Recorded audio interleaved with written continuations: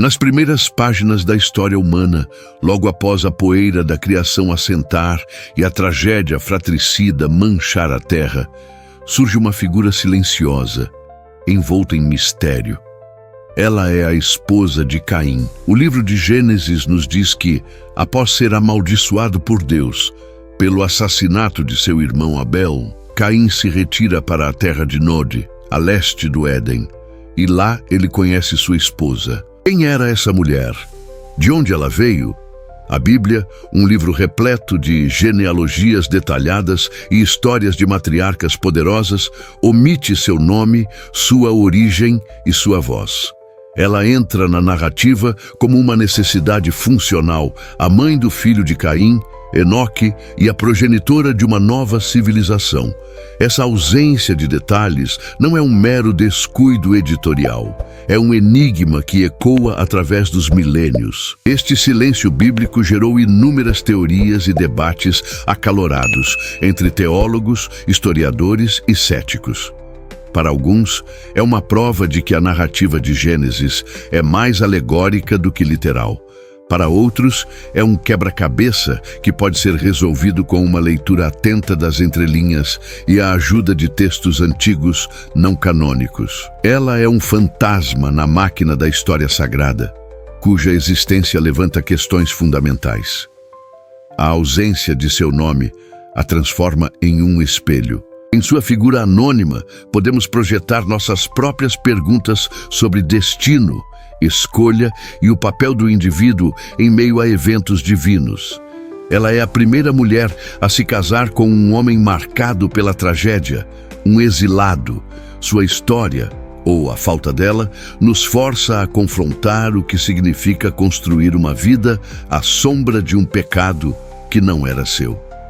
Portanto, antes de mergulharmos nas possíveis respostas, devemos primeiro entender o mundo em que ela viveu. Um mundo recém-nascido, ainda se recuperando da queda, onde a humanidade consistia em poucas almas. Para encontrar a esposa de Caim, precisamos primeiro mapear a geografia desolada e a demografia incipiente da terra de Nod, um lugar cujo próprio nome significa errante, um reflexo do destino de seu novo habitante. Para entender a origem da esposa de Caim, precisamos abandonar nossa visão moderna de um planeta densamente povoado. O mundo que Caim encontrou ao ser exilado era vasto, primordial e, segundo a narrativa bíblica, escassamente habitado.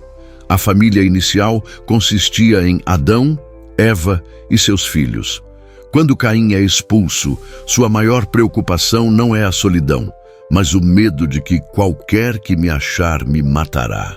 Essa frase, registrada em Gênesis 4:14, é a primeira pista crucial. A quem Caim temia?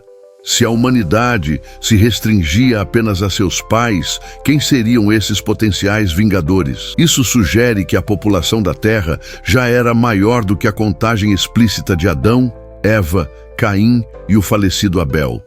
Teólogos e estudiosos propõem que Adão e Eva tiveram muitos outros filhos e filhas não mencionados nominalmente no texto. O historiador judeu do primeiro século, Flávio Josefo, em sua obra Antiguidades Judaicas, apoia essa visão, afirmando que Adão e Eva tiveram inúmeros descendentes.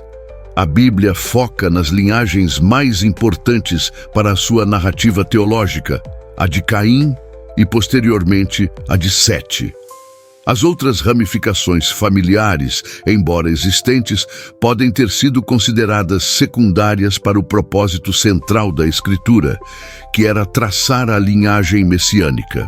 Imagine, então, um mundo de pequenos clãs familiares, espalhando-se lentamente a partir do berço da humanidade. Eram sociedades tribais incipientes, vivendo da caça, da coleta e da agricultura rudimentar. A comunicação entre esses grupos seria limitada e a desconfiança em relação a estranhos, especialmente um marcado por uma maldição divina, seria uma reação natural. O mundo de Caim não era vazio, mas sim um mosaico de famílias. Nesse cenário, a questão da esposa de Caim começa a se transformar.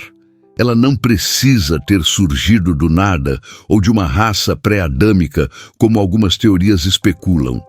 Ela poderia muito bem ser parte dessa primeira geração de seres humanos que se espalhava pela Terra. Ela seria inevitavelmente sua parente. Esta constatação nos leva diretamente ao coração do problema, a questão do casamento entre familiares próximos na aurora da civilização. A resposta mais simples e teologicamente mais aceita para o enigma da esposa de Caim é que ele se casou com uma de suas irmãs ou sobrinhas. Embora para a sensibilidade moderna essa ideia seja moralmente e geneticamente problemática, no contexto da criação, era uma necessidade matemática.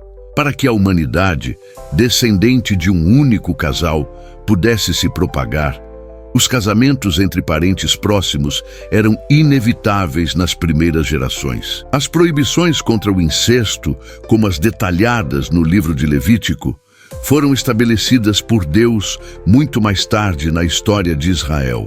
Essas leis foram dadas a Moisés séculos após os eventos de Gênesis. No início, o pool genético humano, vindo diretamente da criação divina, seria perfeito, sem os defeitos acumulados que hoje tornam as uniões consanguíneas perigosas. A necessidade de diversidade genética ainda não era um fator biológico crítico. Textos extra-bíblicos, como o livro dos Jubileus, que detalha a história patriarcal, dão um passo adiante e até nomeiam essa irmã. Segundo essa antiga fonte judaica, o nome dela era Auã. O texto afirma que Caim casou-se com sua irmã Auã, e eles tiveram seu filho Enoque. Embora não seja parte do cânone bíblico, essa tradição mostra que os antigos estudiosos não viam problemas em aceitar um casamento fraternal nesse contexto primordial. A lógica por trás dessa explicação é direta. Se toda a humanidade descende de Adão e Eva, então qualquer pessoa que Caim encontrasse para se casar seria, por definição, sua parente. A questão não é se ele se casou com uma parente, mas qual parente. A ideia de estranhos de uma outra tribo não se aplica quando todas as tribos se originam da mesma fonte. Ela era de sua própria carne e sangue. Esta conclusão, embora lógica, ainda nos deixa com uma sensação de estranheza. A mulher que se tornou a esposa de Caim não era uma desconhecida encontrada em uma terra distante. Ela era família. Ela conhecia sua história, a bênção de seus pais e, crucialmente, o crime terrível que ele havia cometido. Isso aprofunda o mistério de sua identidade para o mistério de sua escolha, levando-nos para a terra onde eles construiriam seu futuro juntos. Caim foi banido para a terra de Nod, a leste do Éden. O nome Nod, em hebraico, deriva da raiz do verbo nad, que significa vaguear ou ser errante. Portanto, Nod não é necessariamente um local geográfico específico, mas um estado de existência, a terra do peregrinar. Era uma dimensão de exílio, um lugar definido pela ausência de um lar e pela desconexão com a presença de Deus que se manifestava no Éden. Neste território de incertezas, Caim e sua esposa começaram a construir uma vida. A Bíblia nos diz que Caim edificou uma cidade e chamou o nome da cidade segundo o nome de seu filho Enoque. Este é um ato profundamente significativo. O primeiro assassino da humanidade também se torna o primeiro urbanista. Ele, o errante, tenta criar um lugar de permanência, um bastião contra a sua própria maldição de vaguear perpetuamente. A sociedade que eles fundaram em Nod seria, por natureza, a primeira civilização secular. Ao contrário da linhagem de Sete, que mais tarde começou a invocar o nome do Senhor, a linhagem de Caim é caracterizada por suas realizações humanas: construção de cidades, pecuária, música e metalurgia.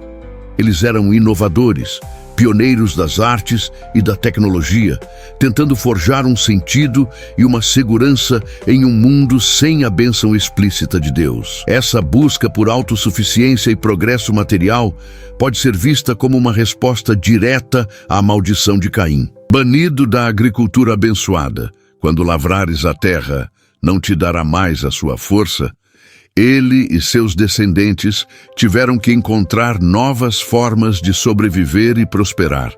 Sua esposa estava no centro dessa nova ordem mundial, a matriarca de uma cultura que valorizava a engenhosidade humana, talvez acima da dependência divina, um legado complexo. No entanto, a questão sobre os outros habitantes de Nod persiste. Se Caim temia ser morto por outros, quem eram eles? Uma teoria marginal, conhecida como teoria pré-adâmica, sugere que havia outras raças ou grupos de humanos criados antes de Adão. Embora essa teoria não seja amplamente aceita pela teologia dominante, ela oferece uma alternativa intrigante, sugerindo que a esposa de Caim poderia ter vindo de um povo totalmente diferente, adicionando outra camada de mistério à sua identidade. Para além dos limites do texto canônico, a curiosidade sobre a esposa de Caim levou à criação de narrativas em várias tradições e textos apócrifos.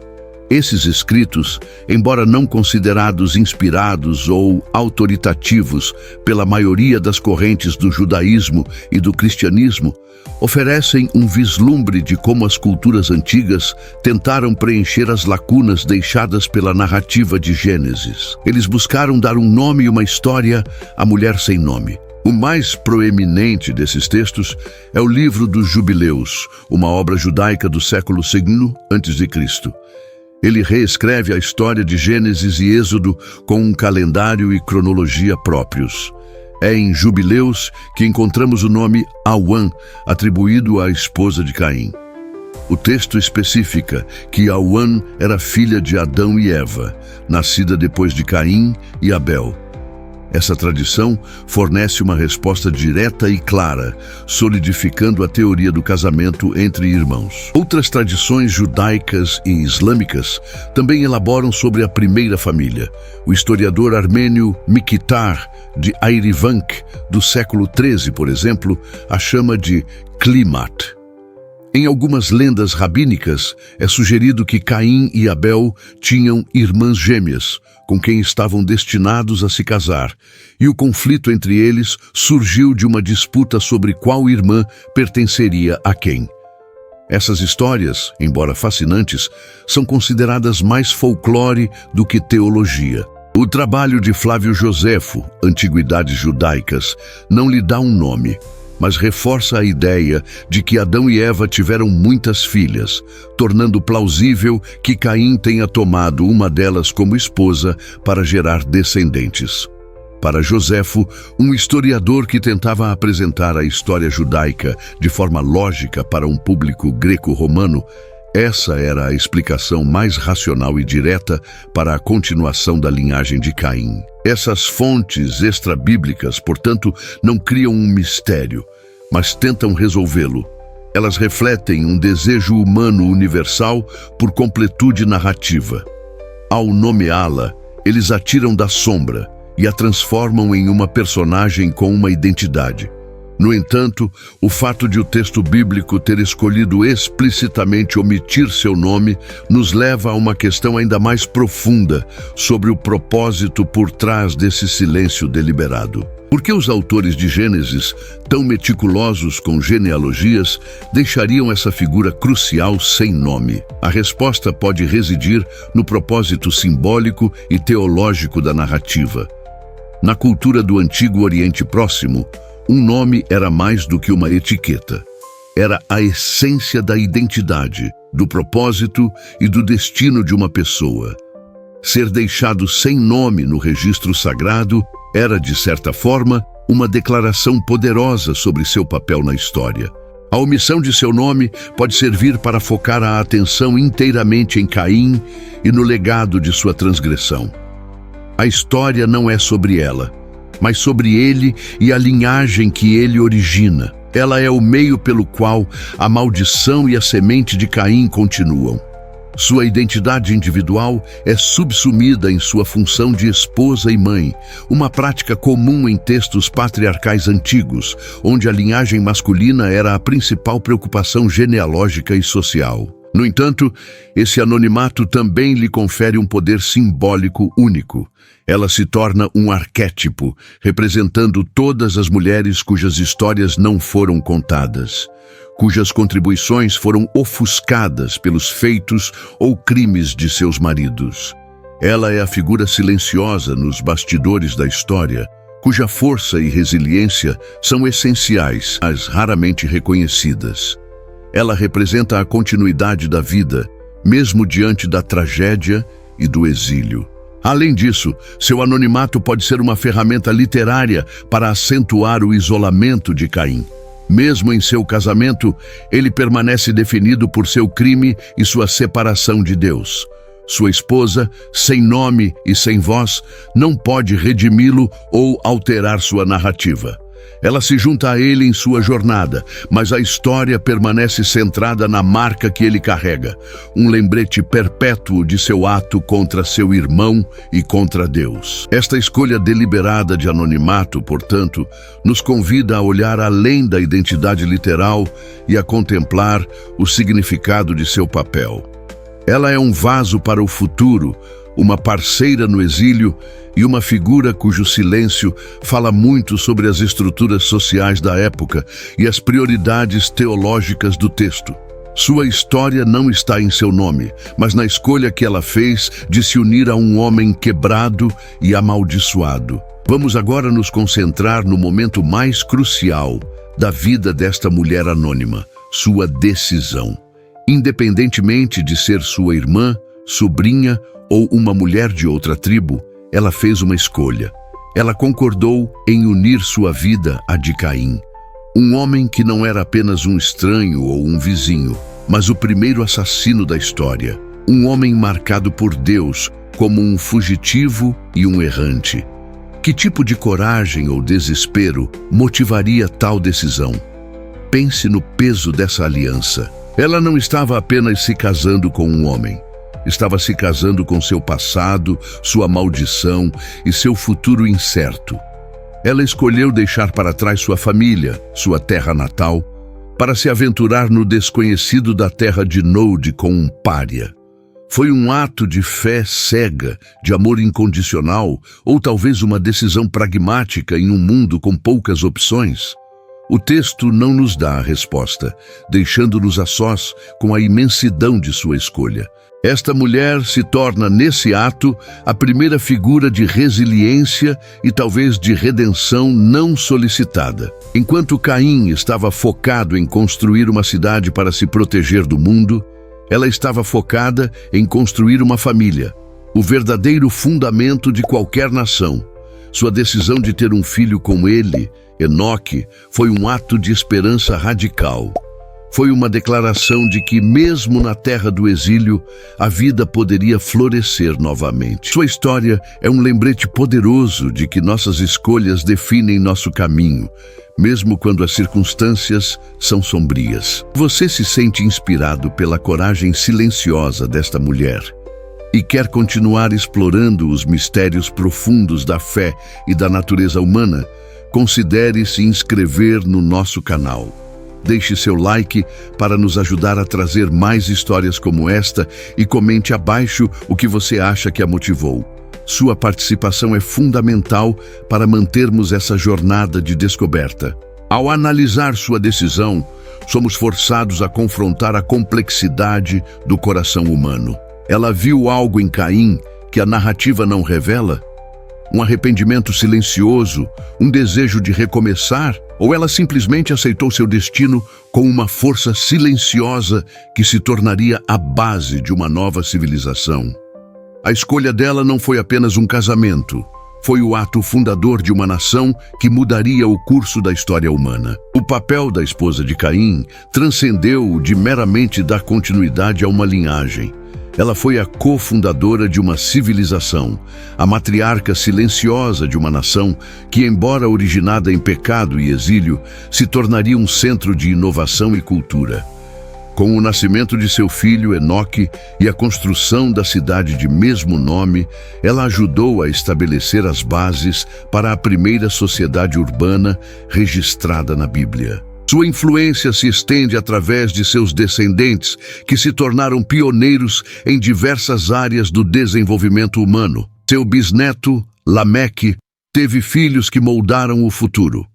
Jabal, um deles, foi o pai dos que habitam em tendas e tem gado, o precursor da vida nômade e da pecuária organizada. Ele não era apenas um pastor.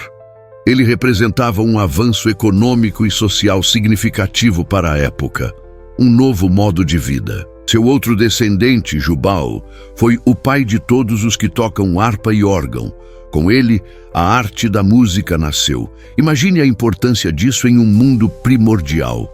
A capacidade de criar harmonia e beleza a partir do silêncio, uma forma de expressão que transcende as dificuldades do exílio. A música de Jubal ecoou pelas cidades da linhagem de Caim, uma prova da criatividade que floresceu a partir da semente plantada por esta mulher anônima. Finalmente havia Tubal-Caim, descrito como mestre de toda a obra de cobre e ferro. Ele foi o primeiro metalúrgico, o artífice que transformou a tecnologia humana. Suas habilidades permitiram a criação de ferramentas mais fortes, armas mais eficazes e o avanço da construção.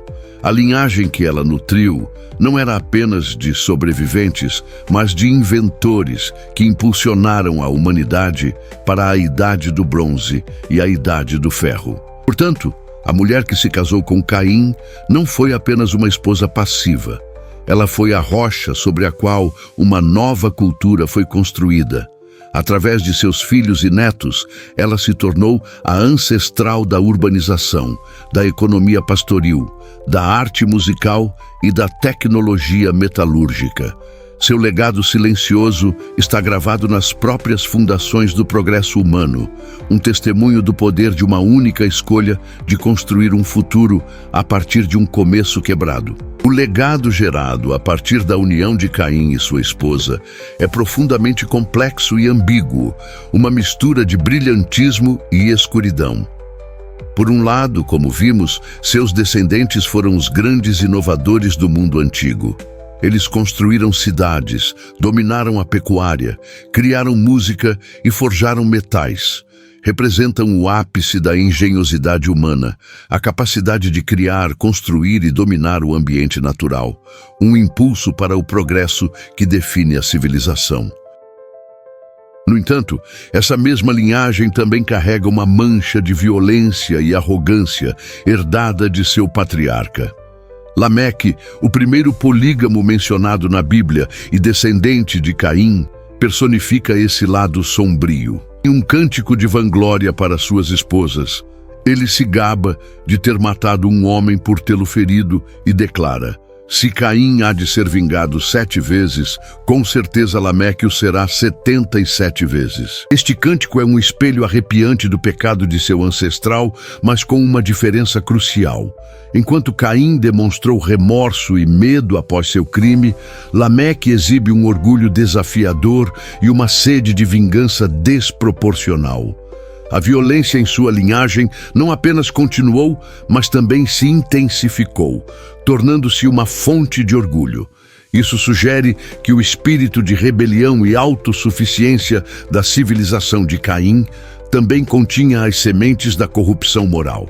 A esposa de Caim, como matriarca dessa linhagem, está no centro dessa dualidade. Ela deu à luz uma nação de construtores e artistas, mas também de homens que levaram a violência a novos patamares. Seu legado nos força a questionar a natureza do progresso. A inovação tecnológica e cultural, quando desacompanhada de uma bússola moral e de uma conexão com o divino, pode facilmente levar à arrogância e à autodestruição. A história de seus descendentes culmina na narrativa do dilúvio, onde Gênesis 6:5 afirma que a maldade do homem se multiplicara sobre a terra. Embora a corrupção fosse universal, a tradição muitas vezes associa a linhagem de Caim a essa escalada do pecado. O legado que ela ajudou a construir, cheio de potencial e promessa, acabou sendo varrido pelas águas. Um lembrete sombrio de como a genialidade humana pode ser pervertida sem a guia da sabedoria divina. Após o assassinato de Abel e o exílio de Caim, Adão e Eva tiveram um outro filho, Sete. A Bíblia diz que Eva o via como um substituto para Abel, a quem Caim matou. A partir de Sete, nasce uma linhagem genealógica que a narrativa bíblica traça com cuidado, pois é através dela que virão Noé, Abraão e, eventualmente, o Messias. Esta linha é frequentemente contrastada com a de Caim, criando uma dicotomia fundamental na história primitiva. A distinção crucial entre as duas linhagens é estabelecida em Gênesis 4:26. Após o nascimento do filho de Sete, Enos, o texto afirma: "Então se começou a invocar o nome do Senhor." Esta simples frase estabelece a linhagem de Sete como a linhagem piedosa ou divina. Enquanto os descendentes de Caim se destacavam por suas realizações mundanas e autossuficientes, os de Sete são caracterizados por sua busca por uma relação com Deus. Essa divisão cria um poderoso paralelo. De um lado, temos a cultura de Caim, urbana, tecnologicamente avançada, artística, mas também violenta e arrogante. Do outro, a cultura de Sete, aparentemente mais simples, pastoral, cuja principal realização registrada é a adoração a Deus. É o eterno contraste entre a cidade do homem e a cidade de Deus, uma ideia que seria mais tarde explorada por teólogos como Santo Agostinho. Onde a esposa de Caim se encaixa nesse grande drama teológico? Ela está no epicentro da linhagem humana. Sua escolha de se unir a Caim a coloca do lado secular da história. No entanto, é importante evitar uma demonização simplista de sua linhagem. As artes e as ciências desenvolvidas por seus descendentes não são inerentemente más. A metalurgia de Tubal-Caim, por exemplo, seria usada mais tarde para construir o tabernáculo e o templo. O contraste, portanto, não é entre o bem absoluto e o mal absoluto, mas entre duas abordagens da vida. Uma focada no potencial humano e na construção de um mundo sem Deus, e outra focada na dependência e na comunhão com o Criador. A esposa de Caim, ao se tornar a mãe da primeira, desempenha um papel trágico, mas essencial, na demonstração dessa bifurcação fundamental no caminho da humanidade logo após a queda. Ao longo dos séculos, a figura da esposa de Caim tem sido um campo fértil para a interpretação teológica, filosófica e até mesmo cética. As abordagens variam drasticamente, refletindo as mudanças nas preocupações culturais e religiosas. Cada época projeta em seu silêncio suas próprias questões e ansiedades sobre fé, ciência e a natureza da narrativa bíblica. Para os literalistas bíblicos, a resposta permanece simples e contida no texto. A interpretação literalista defende firmemente que ela era uma irmã ou sobrinha de Caim. Para esta visão, a Bíblia é um registro histórico infalível e a necessidade de casamentos consanguíneos no início da humanidade é uma conclusão lógica e necessária. Qualquer desconforto com essa ideia é visto como uma imposição de valores modernos a um contexto antigo e único. O mistério não é um problema teológico, mas uma questão de aceitar a lógica interna da narrativa. Em contraste, teólogos mais liberais ou alegóricos veem a história de Caim e sua esposa não como um relato histórico literal, mas como uma narrativa mítica ou arquetípica. Nesta perspectiva, ela não é uma pessoa real, mas um símbolo. Ela representa a ideia de que a humanidade, mesmo quando exilada e pecadora, retém a capacidade de procriar, construir e criar cultura. A questão de onde ela veio torna-se irrelevante. O que importa é o que ela simboliza. Céticos e críticos da Bíblia frequentemente usam a esposa de Caim como um ponto de ataque. argumentando que sua existência inexplicada prova que a narrativa de Gênesis é inconsistente e contraditória. Para eles, é uma falha na trama que revela a natureza mítica do livro.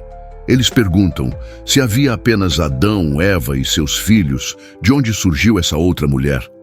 Essa questão é usada para desafiar a coerência e a autoridade do texto sagrado. Hoje, muitas discussões contemporâneas a veem através de uma lente feminista, destacando como seu anonimato reflete o apagamento das mulheres na história patriarcal.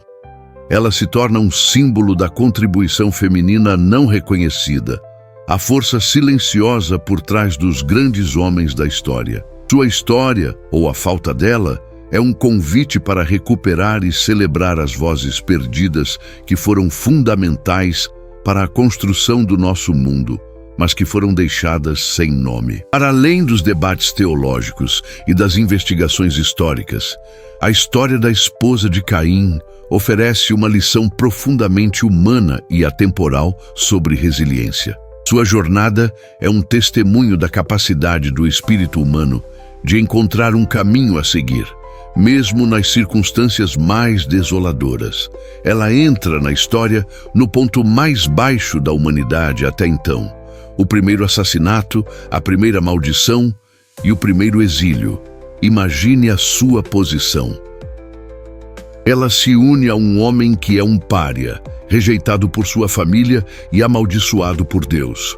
Eles são enviados para a terra do vaguear, um lugar definido pela instabilidade e pela incerteza. Não havia comunidade para recebê-los, nem rede de apoio. Eles estavam sozinhos, carregando o peso de um crime terrível.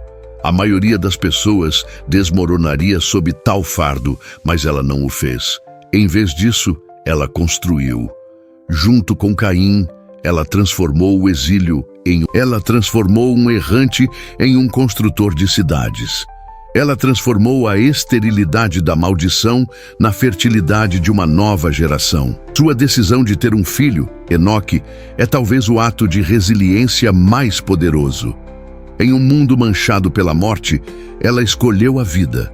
Em um futuro que parecia sem esperança, ela plantou a semente da continuidade, acreditando que algo novo e bom poderia surgir. Sua história nos ensina que o nosso ambiente não precisa definir nosso destino. Ela vivia na terra de Nod, mas se o legado da esposa de Caim é paradoxalmente definido por seu anonimato, ela permanece como uma das figuras mais enigmáticas das Escrituras, uma sombra silenciosa que garante a continuidade da linhagem humana fora do paraíso.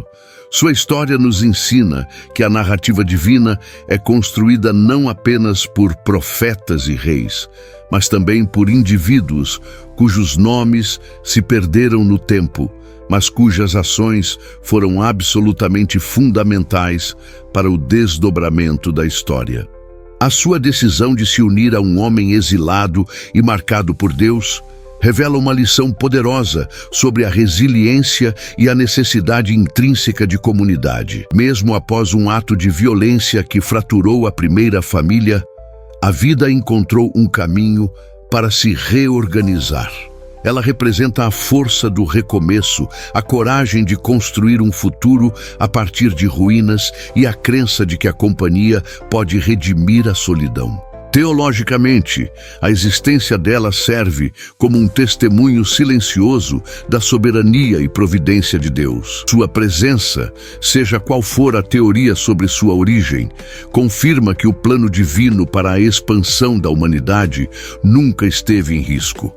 Deus, em sua sabedoria infinita, já havia estabelecido os meios para que a vida florescesse, mesmo em um mundo manchado pelo pecado, demonstrando que seus caminhos são mais complexos do que imaginamos. No final, a esposa de Caim funciona como um espelho para a nossa própria jornada espiritual e existencial. Ela personifica os capítulos não escritos de nossas vidas, as decisões cruciais que tomamos longe dos olhos do mundo e o impacto que temos em silêncio. Sua história nos convida a confiar que cada vida tem um propósito dentro do grande plano de Deus, mesmo que os detalhes permaneçam conhecidos apenas por Ele. O maior mistério não resolvido da Bíblia talvez não tenha sido feito para ser solucionado com precisão histórica, mas para ser contemplado com humildade e fé. A ausência de um nome ou de uma origem clara nos força a desviar o foco do quem para o porquê. Ela existe na narrativa para nos lembrar que a graça de Deus alcança os lugares mais remotos e que a humanidade, mesmo quebrada, é chamada a continuar.